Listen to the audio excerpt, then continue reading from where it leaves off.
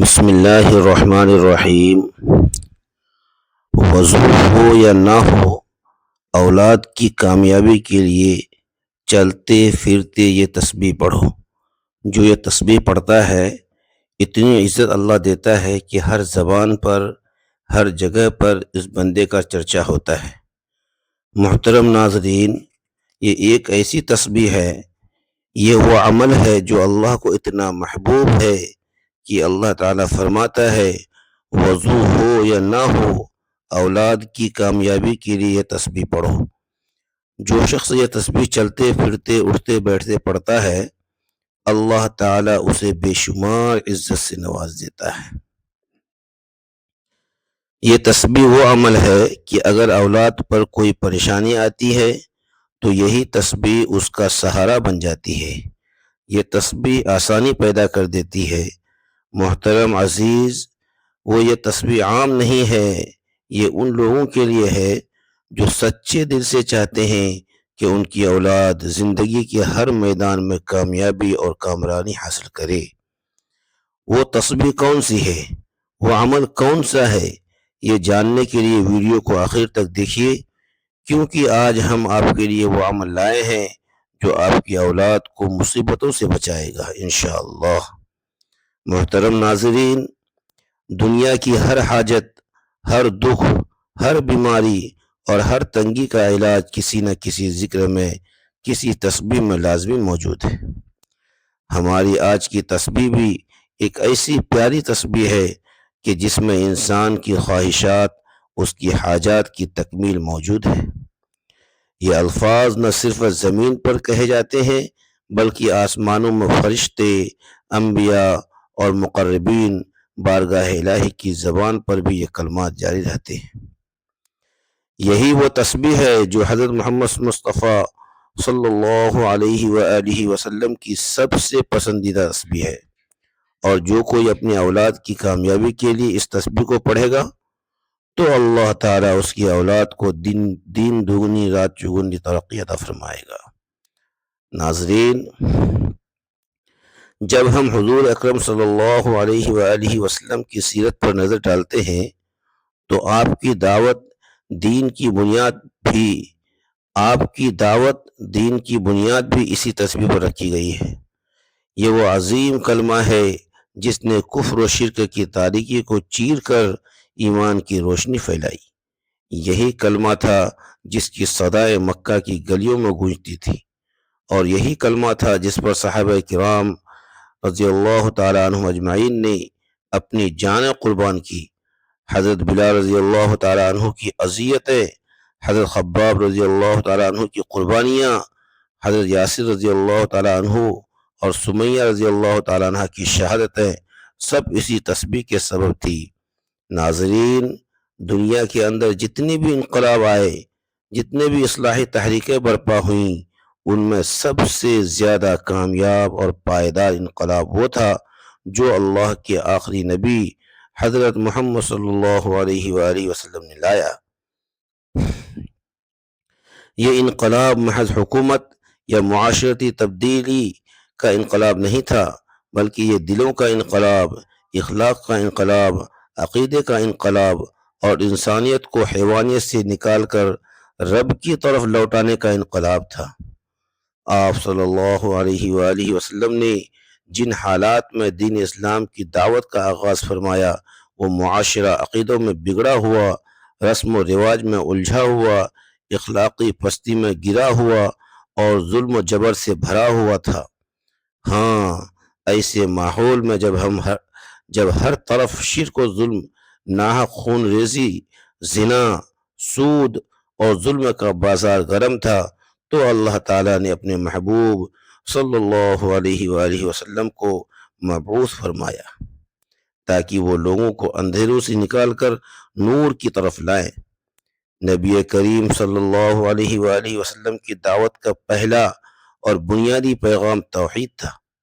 آپ نے سب سے پہلے جس بات کی طرف لوگوں کو بلایا وہ یہ تھی، لا الہ الا اللہ محمد رسول اللہ، یعنی اللہ کے سوا کوئی معبود نہیں، محمد صلی اللہ علیہ وآلہ وسلم اللہ کے رسول ہیں۔ یہ کلمہ اس پورے باطل نظام کے خلاف ایک اعلان جنگ تھا جس پر عرب معاشرہ قائم تھا، کیونکہ وہ تو بتوں کو پوجتے تھے، ان کی رسومات اور معاشرت بت پرستی پر مبنی تھی۔ توحید کا پیغام صرف ایک نظریہ نہیں تھا، بلکہ وہ پورے معاشرے کو بدلنے کی تحریک تھی۔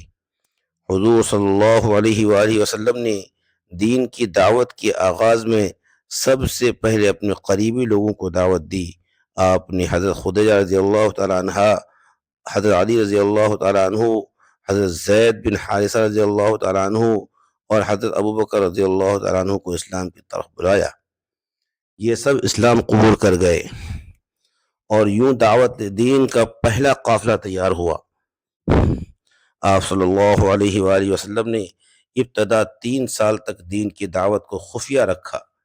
یہ وہ وقت تھا جب مکہ کے مشرکین کا ظلم و جبر عروج پر تھا اور ایک نئی دعوت کو برداشت کرنا ان کے لیے ناقابل قبول تھا۔ آپ صلی اللہ علیہ وسلم نے لوگوں کو انفرادی طور پر بلایا اور دار ارقم کو مرکز بنایا۔ وہاں بیٹھ کر قرآن پڑھایا، ایمان کی باتیں کی اور صحابہ کی تربیت کی۔ جب اللہ تعالیٰ کا حکم نازل ہوا وَأَنذِرْ عَشِيرَتَكَ الْأَقْرَبِينَ، اور اپنے قریبی رشتہ داروں کو ڈراؤ، تو آپ صلی اللہ علیہ وآلہ وسلم نے صفا پہاڑ پر کھڑے ہو کر قریش کے تمام سرداروں کو بلایا اور ان سے فرمایا کہ اگر میں کہوں کہ اس پہاڑ کے پیچھے ایک لشکر ہے جو تم پر حملہ کرنے والا ہے تو کیا تم میری بات مانو گے؟ سب نے کہا ہم نے آپ کو کبھی جھوٹ بولتے نہیں پایا۔ آپ نے فرمایا تو میں تمہیں خبردار کرتا ہوں کہ ایک سخت دن آنے والا ہے، اور پھر اللہ کی توحید کی دعوت دی۔ قریش چونک گئے اور سب سے پہلے ابو لہب نے مخالفت کی اور کہا تیرے لیے ہلاکت ہو، کیا اس لیے ہمیں جمع کیا تھا؟ اسی پر سورۃ تبت یدا ابی لہب نازل ہوئی۔ نبی کریم صلی اللہ علیہ وآلہ وسلم نے جب دین کی دعوت کھلم کھلا دینا شروع کی تو مشرکین مکہ آپ کے سخت مخالف ہو گئے۔ آپ اور آپ کے صحابہ رضی اللہ تعالیٰ عنہم پر ظلم و ستم کے پہاڑ توڑے گئے، لیکن کسی نے صبر کا دامن نہیں چھوڑا۔ مشرکین نبی صلی اللہ علیہ وآلہ وسلم کو ساحر، مجنون، شاعر، کہانت کرنے والا جیسے القابات سے پکارنے لگے۔ ان کے سردار کہتے یہ کیا باتیں کرتا ہے؟ کیا معبود صرف ایک ہے؟ یہ تو تعجب کی بات ہے۔ بنی ہاشم کا 3 سالہ مقاطعہ، شب بن ابی طالب، جس میں کھانے پینے کی اشیاء بند کر دی گئیں، بچوں کے رونے کی آوازیں مکہ میں سنائی دیتی رہیں، یہاں تک کہ درختوں کے پتے کھا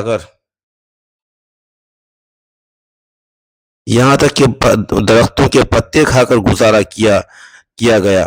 حضرت بلال کو گرم ریت پر لٹا کر سینے پر پتھر رکھے گئے اور کہا گیا لات و عزا کو پکارو، لیکن بلال کہتے رہے احد احد۔ حضرت خباب رضی اللہ تعالیٰ عنہ کے پیٹ پر دہکتے کوئلے رکھے گئے۔ حضرت یاسر رضی اللہ تعالیٰ عنہ اور سمیہ رضی اللہ تعالیٰ عنہ کو اذیت دی گئیں، یہاں تک کہ سمیہ رضی اللہ تعالیٰ عنہ اسلام کی پہلی شہیدہ بنی۔ جب مکہ میں زمین تنگ ہو گئی تو آپ صلی اللہ علیہ وآلہ وسلم طائف تشریف لے گئے کہ شاید وہ لوگ دین حق کو قبول کریں، لیکن وہاں کے سرداروں نے مذاق اڑایا اور عوام کو آپ صلی اللہ علیہ وآلہ وسلم پر پتھر برسانے کو کہا، یہاں تک کہ آپ کے جسم مبارک سے خون بہنے لگے۔ آپ نے اس دکھ کی گھڑی میں بھی بد دعا نہیں کی، بلکہ فرمایا اے اللہ میری قوم کو ہدایت دے، یہ نہیں جانتے۔ جب مکہ میں ظلم و ستم حد سے بڑھ گیا تو اللہ تعالیٰ کے حکم سے آپ صلی اللہ علیہ وآلہ وسلم نے مدینہ کی طرف ہجرت فرمائی۔ مشرکین نے قتل کا منصوبہ بنایا، لیکن اللہ نے حفاظت فرمائی۔ حضرت علی رضی اللہ تعالیٰ عنہ کو اپنے بستر پر سلا کر آپ صلی اللہ علیہ وآلہ وسلم رات کے اندھیرے میں روانہ ہوئے۔ غار ثور میں حضرت ابوبکر رضی اللہ تعالیٰ عنہ کا خوف اور آپ صلی اللہ علیہ وآلہ وسلم کا اطمینان، یہ واقعہ ہمارے لیے صبر اور توکل کی عظیم مثال ہے۔ آخرکار وہ دن آ پہنچا جب نبی کریم صلی اللہ علیہ وآلہ وسلم 10,000 صحابہ کے ساتھ مکہ میں فاتح بن کر داخل ہوئے۔ یہ وہی مکہ تھا جہاں آپ پر سب سے زیادہ ظلم ہوئے تھے، لیکن آپ صلی اللہ علیہ وآلہ وسلم نے بدلہ لینے کے بجائے سب کو معاف کر دیا اور فرمایا، آج تم پر کوئی گرفت نہیں، اللہ تمہیں معاف کرے۔ یہ تھا آپ صلی اللہ علیہ وآلہ وسلم کا اخلاق، اور یہی تسبیح آپ صلی اللہ علیہ وآلہ وسلم کی دعوت کی اصل روح تھی۔ اسی تسبیح کی وجہ سے آپ صلی اللہ علیہ وآلہ وسلم پر اور آپ صلی اللہ علیہ وآلہ وسلم کے اصحاب پر ظلم و ستم کی انتہا کر دی گئی، لیکن نہ ہی آپ صلی اللہ علیہ وآلہ وسلم نے اس تسبیح کو چھوڑا، نہ ہی دعوت حق کو چھوڑا، اور نہ ہی آپ کے صحابہ اور اہل بیت نے اس تسبیح کو چھوڑا۔ اس تسبیح کی وجہ سے اللہ تعالیٰ نے ہر آزمائش میں ثابت قدم رکھا اور آپ کی ہر خواہش کا احترام کرتے رہا۔ آپ صلی اللہ علیہ وآلہ وسلم کو اپنے مقصد حق میں کامیاب رکھا۔ نبی کریم صلی اللہ علیہ وآلہ وسلم کی دعوت کا محور صرف توحید، عبادت اور اخلاق تربیت نہیں تھا، بلکہ اس میں صبر، استقامت، رحمت، برداشت اور اخلاص جیسی اعلیٰ صفات بھی شامل تھیں۔ آپ صلی اللہ علیہ وآلہ وسلم نے ہمیں سکھایا کہ دین کی راہ میں مشکلات آتی ہیں، دل دکھتے ہیں، راستے بند ہوتے ہیں، لیکن صبر، یقین اور اللہ سے تعلق قائم رکھو تو وہی راستے کھلتے ہیں، وہی دشمن دوست بن جاتے ہیں اور اندھیرے اجالوں میں بدل جاتے ہیں۔ ناظرین، جو والدین واقعی دل سے چاہتے ہیں کہ ان کی اولاد دنیا میں کامیاب ہو، عزت پائے، نیک ہو، با اخلاق ہو، ہر جگہ ان کا نام روشن ہو، لوگ ان کی اولاد کی مثالیں دیں، اور ان کی اولاد جب کسی مجلس میں جائے تو سراہی جائے، جب کسی محفل میں بیٹھے تو سب کی توجہ ان کی طرف ہو، جب کوئی ان کے بچوں کا نام لے تو عزت سے لے، اور امتحان میں سرخرو ہو اور میدان میں نمایاں ہو، دنیا کی دوڑ میں پیچھے نہ رہے بلکہ آگے بڑھے، رزق میں برکت ہو، تعلیم میں کامیابی ہو، کیریئر میں بلندی ہو، اور سب سے بڑھ کر وہ دین پر بھی قائم رہے، والدین کی آنکھوں کی ٹھنڈک بنے، ان کی دعاؤں کا اثر ان کے بچوں کی زندگی میں نظر آئے، ہر پریشانی ان سے دور ہو، ہر میدان میں اللہ تعالیٰ ان کا مددگار بنے، لوگ ان کے اخلاق سے متاثر ہوں، ان کی صحبت نیک لوگوں کے ساتھ ہو، ان کا دل قرآن سے جڑا رہے، ان کا تعلق مسجد سے قائم ہو۔ والدین جب ان کی طرف دیکھیں تو دل سے شکریہ ادا کریں کہ اللہ نے ایسی اولاد دی جو دنیا اور دین دونوں میں کامیاب ہے۔ یہ ہر اس ماں باپ کا خواب ہوتا ہے جو اپنی اولاد کے لیے دن رات دعائیں کرتے ہیں، جو ان کی خوشی میں اپنی خوشی سمجھتے ہیں، جو چاہتے ہیں کہ ان کے بعد ان کی اولاد ان کا نام روشن کرے اور نیکی کا ذریعہ بنے۔ تو وہ تمام والدین جو دل سے چاہتے ہیں کہ ان کی اولاد کامیاب ہو، عزت والی ہو، ہر میدان میں سرخرو ہو، دنیا اور دین میں بلند مقام پائے، وہ اس تسبیح کو اپنا معمول بنا لیں، کہ وہ تسبیح جس کے ذکر کرنے والے کو اللہ رب العزت ایسی عزت عطا فرماتے ہیں کہ مخلوق خود بخود اس کی قدر کرنے لگتی ہے، لوگ اس کے کردار کی گواہی دیتے ہیں، دلوں میں اللہ اس کے لیے محبت ڈال دیتے ہیں، اور دنیا اس کے نام سے واقف ہونے لگتی ہے۔ یہ تسبیح اللہ کے ایسے مبارک کلمات پر مشتمل ہے کہ جو شخص اسے روزانہ پڑھتا ہے اس کے راستے کی رکاوٹیں خود بخود دور ہونے لگتی ہیں، مشکلات آسانیوں میں بدل جاتی ہیں، اور جو مقصد دور نظر آ رہا ہوتا ہے وہ قریب آ جاتا ہے۔ اس تسبیح کی برکت سے انسان کا بگڑا ہوا مقدر سنورنے لگتا ہے، عزت و عظمت اس کے قدم چومنے لگتی ہے، یہاں تک کہ اگر خاک میں بھی پڑا ہو تو اللہ اسے اٹھا کر سونا بنا دیتا ہے۔ تو ناظرین، جن کا رزق رکا ہوا ہو وہ کھلنے لگتا ہے، جو دروازے بند ہوں وہ کھلنے لگتے ہیں، اور دل کو ایک ایسا سکون عطا ہوتا ہے جو صرف اللہ کے ذکر سے نصیب ہوتا ہے۔ تو یہ تسبیح جو ہے کامیابی کا وہ زینہ ہے جو صرف زبان پر چند کلمات لانے سے دل و دماغ اور زندگی کو اللہ کی رحمت سے بھر دیتے ہیں۔ اگر آپ چاہتے ہیں کہ آپ کی اولاد دنیا میں کامیاب ہو، لوگوں میں ان کی عزت ہو، ہر جگہ ان کا چرچا ہو، وہ نیک بنے، آپ کے دل کا سکون بنے، آپ کی دعائیں ان کی زندگی سنوار دیں، تو روزانہ ایک بہت ہی خاص، پیاری اور عظیم تسبیح ہے، اس کو اپنی زندگی کا حصہ بنا لیں۔ وضو ہو یا نہ ہو، کسی بھی وقت کسی بھی حالت میں زبان پر اس تسبیح کو جاری رکھیں، نماز کے بعد پڑھیں، چلتے پھرتے، کام کرتے ہوئے یا دن کے کسی بھی حصے میں دل سے اس کا ذکر کو کریں، کم از کم 100 بار، اور اگر ممکن ہو تو پانی پر دم کر کے بچوں کو پلائیں یا گھر میں چھڑک دیں، تاکہ اللہ کی رحمتیں، برکتیں اور محبت آپ کے گھر پر نازل ہوں، دل نرم ہو، رشتے جڑے اور اللہ کا قرب نصیب ہو۔ وہ عظیم تسبیح ہے یا ودود، جس کا درد انسان کو اللہ کی محبت کا مرکز بنا دیتا ہے، دلوں میں عزت اور لوگوں کے دلوں میں جگہ عطا کرتا ہے۔ اس کے ساتھ آپ بھی پڑھ سکتے ہیں، یا رفیع، جو عزت و بلندی عطا فرمانے والا ہے۔ یہ اسم مبارک مقام و مرتبہ بلند کرتا ہے۔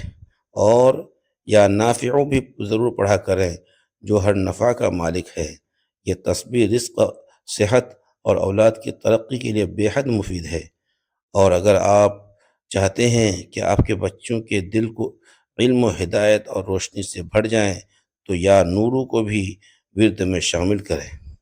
یہ دل کو روشن کرتا ہے، گھروں سے تاریکی کو دور کر دے اور دل و دماغ کو روحانی روشنی عطا کر دے۔ یہ تمام اسماء الحسنہ، جو اللہ کے نام ابھی آپ کو بتائے، ان کو اکٹھا ملا کر آپ نے پڑھنا ہے۔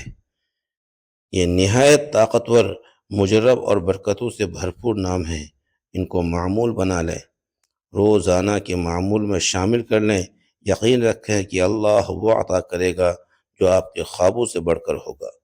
تو جو بھی یہ ویڈیو دیکھ رہا ہے، اس وظیفے کو صرف خود تک محدود نہ رکھیں، بلکہ صدقہ جاریہ سمجھ کر دوسروں کے ساتھ بھی ضرور شیئر کریں، تاکہ انہیں بھی فائدہ ہو اور آپ کو بھی اس کا ثواب ملتا رہے۔ تو ناظرین محترم، آپ اس تسبیح کو کسی بھی وقت پڑھ سکتے ہیں، اس میں وقت کی کوئی قید نہیں، جگہ کی کوئی قید نہیں، آپ کو جب جہاں جیسے وقت مل جائے آپ اس تسبیح کو پڑھ سکتے ہیں۔ آپ اس کو کسی نماز کے بعد پڑھنا چاہیں تو بھی پڑھ سکتے ہیں، فجر، ظہر، عصر، مغرب، عشاء، کسی بھی نماز کے بعد اس کو پڑھنا چاہیں تو یہ افضل عمل ہے۔ اگر آپ کسی نماز کے بعد نہیں پڑھ سکتے تو آپ چلتے پھرتے، اٹھتے بیٹھتے کہیں بھی اس تسبیح کو پڑھ سکتے ہیں۔ آپ کے لیے ایک ہی شرط ہے کہ آپ نے اس تسبیح کو اللہ تعالیٰ کی ذات پر مکمل یقین اور بھروسہ کرتے ہوئے پڑھنا ہے۔ وضو ہو یا نہیں ہو، آپ نے سب سے پہلے نبی کریم صلی اللہ علیہ وآلہ وسلم کی خدمت میں درود پاک کا نذرانہ پیش کرنا ہے، کیونکہ ہر نیکی کی ابتدا درود سے ہوتی ہے۔ میرے ساتھ حصول و ثواب کے لیے درود ابراہیمی ایک بار پڑھ لیں۔ اللہم صل علی محمد وعلی آل محمد کما صلیت علی ابراہیم وعلی آل ابراہیم انک حمید مجید۔ اللهم بارك على محمد وعلى آل محمد كما باركت على إبراهيم وعلى آل إبراهيم إنك حميد مجيد۔ درود پاک پڑھنے کے بعد آپ نے یہ سب سے افضل ذکر یعنی لا الہ الا اللہ، اس کی مکمل ایک تسبیح پڑھنی ہے۔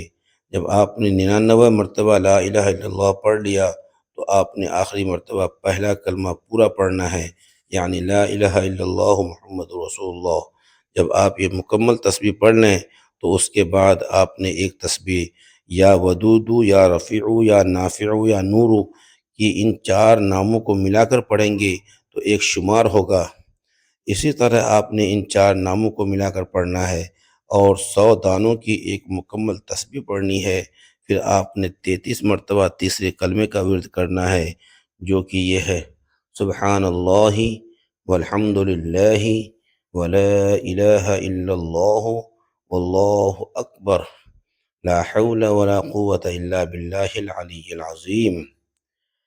اس عظیم کلمے کے اندر اللہ کی پاکیزگی، شکر گزاری، توحید اور کبریائی جمع ہے۔